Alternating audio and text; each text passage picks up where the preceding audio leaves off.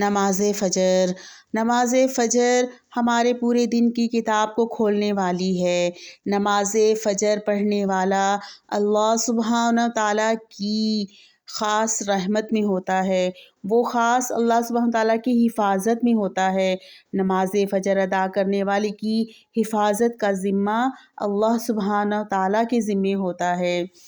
دعا مانگتے ہیں کہ یا رب العالمین، ہم تیرے بہت کمزور عاجز بندے ہیں، ہم جن جن مشکلات اور پریشانیوں میں مبتلا ہیں تو انہیں اپنی شان کریمی سے حل کر دے، آمین ثم آمین۔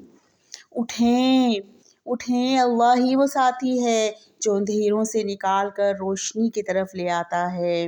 مقدر لکھنے والے کے پاس مقدر بدلنے کی بھی طاقت موجود ہوتی ہے۔ الحمدللہ رب العالمین، وہ اللہ جو تمام عالموں کا مالک ہے۔ اٹھیں، اللہ وہ تمام عالموں کا مالک ہے، اللہ رحمان ہے، اللہ کی رحمت عام ہے، رحیم اللہ سبحانہ تعالیٰ آخرت میں ہوگا، آخرت میں صرف مومنین کے لیے ہوگا رحیم، اور مالک یوم الدین ہے، آخرت کے دن کا مالک ہے، بدلے کے دن کا مالک ہے، اس دن جس دن جزا سزا کا قائم ہوگی۔